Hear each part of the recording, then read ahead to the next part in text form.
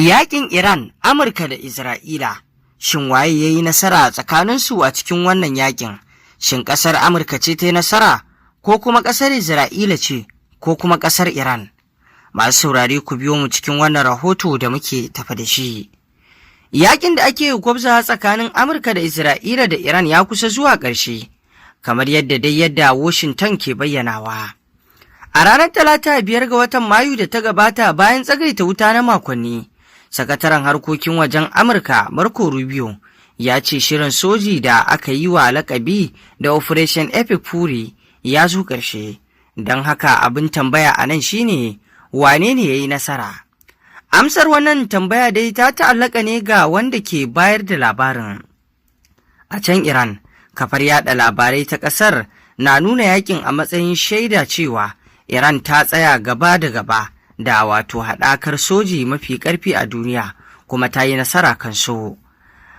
A Washington kuma shugaba Donald Trump da gwamnatinsa na ikirarin cewa su suka yi nasara kuma sun sha nanata cewa sun cimma burukansu. Sai dai baya ga duk waɗannan kalaman, a yanzu haka yarjejeniyar da ake yi na neman tafi yakin da ake gwabza muhimmanci wajen tabbatar da wanda zai yi nasara.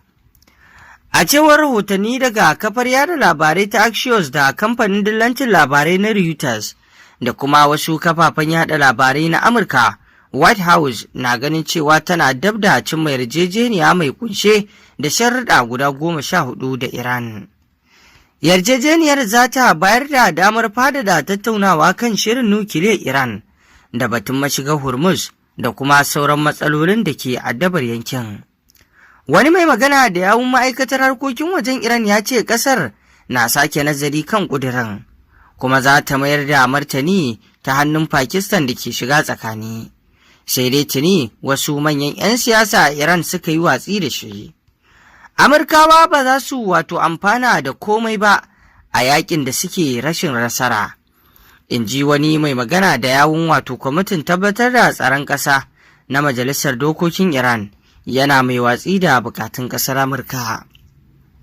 A cewar bayanan da aka wallafa zuwa wajibi Iran ta dakatar da kaso mai yawa na shirin nukiliyarta na shekara 20, ta kuma sallama tasirin sinadarinta na uranium, sannan ta bayar da dama a yi kyakkyawan bincike kan harkokinta na nukiliya.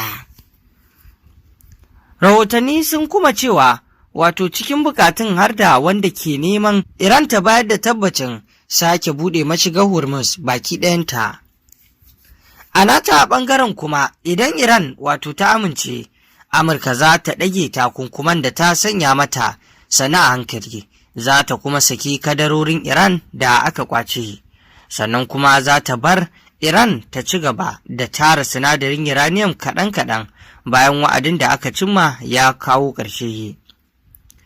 Sai dai ga mutane da yawa a Iran suna ganin hakan tamkar miƙa wuya ne, kuma suna da dalilin tunanin hakan. Suna ganin Amurka ta dakatar da shirinta na soji na Operation Epic Fury ne saboda bai samar da sakamakon da take so ba. Sannan shirin Operation Freedom wanda Amurka ta kaddamar domin sake buɗe mashigar Hormuz kuma ya zo ƙarshe cikin ƙanƙanin lokaci, yana barazanar ƙara dilmiya yankin Gulf cikin rikici. Duk da dai Iran ta kai hari kan sansanonin sojin Amurka da cibiyoyin makamashi a yankin ƙasashen yankin, babu wanda cikinsu ya shiga yakin kai tsaye. Sai dai abu mafi muhimmanci shine gwamnatin musulunci ta ƙasar bata ruguje ba. Gwamnatin musulunci ta ƙasar bata ruguje ba, duk da dai an hallaka jagoranta da wasu manyan kwamandojin sojin ƙasar da manyan jami'an tsaro. An ci gaba da gudanar da ayyuka a fannin siyasa da tsaron ƙasar, sannan an yi gwagwagwar mai guraben waɗanda suka mutu. Kafin soma yakin, wasu jami'ai da masu sharhi na ƙasashen yamma na ganin kai hararen soji haɗi da hallaka manyan shugabanni da kwamandojin ƙasar zai ƙara jefa ƙasar cikin zanga-zangar ƙin jinin gwamnati, wataƙila ma har ya kai ga kifar da gwamnatin. Sai dai hakan bai faru ba. Zanga-zangar da ta girgiza Iran a watannin nan da suka gabaci fara yakin ta kahu. Jami'an tsaro suka tsananta tsaro, sannan kuma kama mutane ya ƙaru, wasu kuma aka aiwatar musu da hukuncin kisa. Duk dai a wannan lokaci, kafar yaɗa labarai ta ƙasar ta rika nuna masu zanga-zangar goyon bayan gwamnatin. Kakakin Majalisar Dokokin Iran kuma babban mai shiga tsakani Muhammad Bagir Ghalibaf ya rubuta a baya-bayan nan cewa mun sani cewa Amurka ba ta jin daɗin halin da ake ciki yanzu, amma mu kuma ba mu fara komai ba. Amma kuma a ɓangaren shugabancin Iran, rashin nasara wajen kifar da gwamnatin alama ce ta yin nasara. Baya ga haka kuma ga hare-haren da Tehran ta kai kan sansanonin sojin Amurka da kayayyakin more rayuwa a yankin da kuma Isra'ila. Hakan ne yasa ba a ga alamun Tehran ta matsu ta kaucewa sake gwabzawa faɗan ba. Hukumomin Iran na ganin ƙasar za ta fi iya jure matsin lamba na tattalin arziki da harin soji da kuma kwashe tsawon lokaci tana yaƙi fiye da abokan gabarta. Sannan kuma ganin rufe mashigar Hormuz na nuna irin tasirin da har yanzu Iran ke da shi kan tattalin arzikin duniya. Hakan ya bayyana matuƙar muhimmancin hanyar ruwan. Rufe mashigar Hormuz ya shafi sufurin jiragen ruwa da samar da abinci da kasuwancin ƙasa da ƙasa. A yanzu Iran na ganin sake bude mashigar Hormuz a matsayin wani abu da za a yi amfani da shi wajen yin yarjejeniya. Hakan kuma na iya yin tasiri a yankin. A ƙarshen yakin Iran za ta iya kasancewa ta ƙara ƙarfi, musamman kan ƙasashen makwabta da ke da sansanonin sojin Amurka ko kuma suka goya wa Amurka da Isra'ila baya a fakaice. Sai dai duk da hakan baya nuna cewa Iran ta cimma abin da take bukata.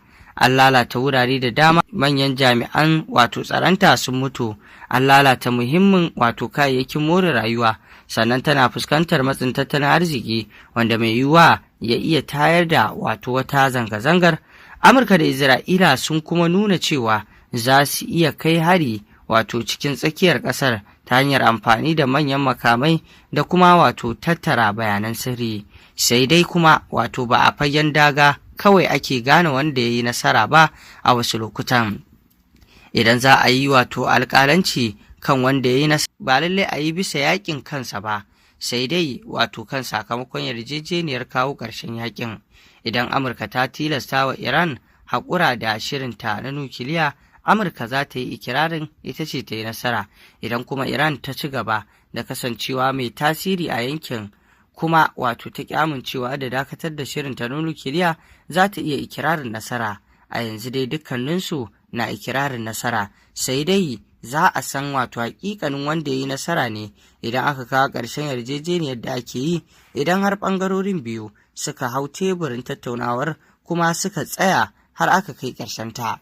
To masu saurare, kamar yadda kuka ji, a gare ku waye ya nasara? A yanzu dai wasu na ganin Iran ce ta yi nasara saboda irin abubuwan da ta cimma a cikin wannan yaƙi. Ba ma a taɓa sanin tunkarar ƙasar Amurka da Isra'ila Iran za ta iya shi ba, sai gashi kuma ta tunkari Amurkan da kuma Isra'ila kuma ta kai nasarori da yawa a kansu, kuma sai jan abubuwa take tana masu tirjiya akan bukatunsu. Amma kuma wasu suna ganin Amurka ce ta yi nasara. Me za ku ce kan haka? Mun gode. Ku ci gaba da bibiyar wannan tasha tamu, sannan ku dangwala mana alamar subscribing domin kasancewa da mu a koda